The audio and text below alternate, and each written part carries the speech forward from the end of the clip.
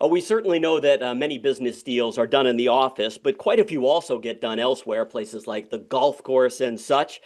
More and more these days, though, deals are getting that final handshake at a popular lunch spot. And with that in mind, we're joined by our partners at the Boston Business Journal. Maya Shavit joins us now. Maya, first of all, thank you for being here. Thank you for having me. So, the business lunch, not really a new idea. What makes this different? Yeah, so we asked this question of where do you go for a good business lunch to our 40 under 40 nominees for this year, who are what the Business Journal defines as the young leaders making big waves in the city. So we found that our young leaders here in Boston really care about good food, efficiency, and maybe not your stuffy lunch spot that you historically would have thought as a suit and tie for a business deal. What were some of the spots that they chose? Yeah, a lot of people really enjoyed being outdoors, seeing the sky in this beautiful fall day. Ah. So, Sip Cafe was a big one that people enjoyed in Post Office Square. Another one was a spot called Ideal Sandwich Shop, where they would take a sandwich and go to the park with to Mary Hanlin Park over there in the sort of Dorchester, JP area, trying to understand where you can get your food on the go and talk to different types of people.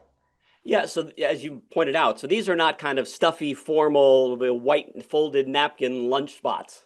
Yeah, I mean, one of the answers I really loved was PF Chang's because someone loves their lunch Okay. meals as a kid and they keep going back with clients, with friends, with family, even now that they're, a young leader in Boston, sort of shifting that reputation of what it means to have a good deal. Now the Tate Bakery and Cafe did very well. It's a pretty well-known place. Why do you think they scored highly? I think they scored highly because you can have an experience there that is more sit down. They have tables, but you can also grab and go, kind of what I was speaking about before. Right? One of our honorees really enjoys their almond croissant and sort of chooses that as their sweet treat when they're finishing up a deal to grab that and head out on the way. But they're also really popular as a local spot.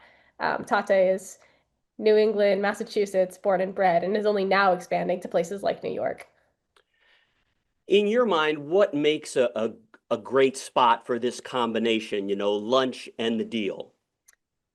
I think for me, what makes a good spot is action happening around you. You don't Okay. necessarily want to be in isolation, but you do want to be able to speak to each other. You don't want to be in the most bustling place to hear it. Another place that people really enjoyed was High Street Place, just because of the amount of seating options that are there. So I think when it comes to choosing a spot to do a deal, it's about going the non-traditional route to find space, but still energy, where you can meet with a client or someone that you want to do business with. So you want people around and you want activity, but you don't want to have to shout like you do at a bar for them to Yeah, hear you. exactly, Yeah. exactly. Okay. All right. Here we go. This is the biggie for you. This is the one you said you wanted to chew on a little bit. If you were going to choose a place in the city, what would you choose?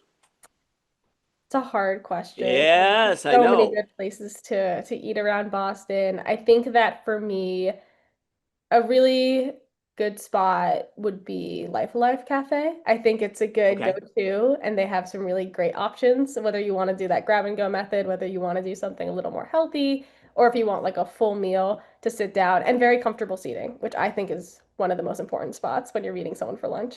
Okay.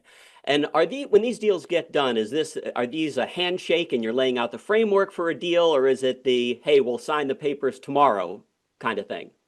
I think it depends. If you look Okay. at our 40 under 40 for the Boston Business Journal, it's a really diverse array of candidates. We have everyone from major real estate brokers to CEOs of cannabis companies. So you're looking at people That's who a come wide from range. a wide variety of ages, starting in their early 20s all the way up to that, just 40 categories. So I think that it comes back to the type of business you're doing and the type of progress you're willing to make when you're there, and how open you can be, and that leadership position out in public. Okay.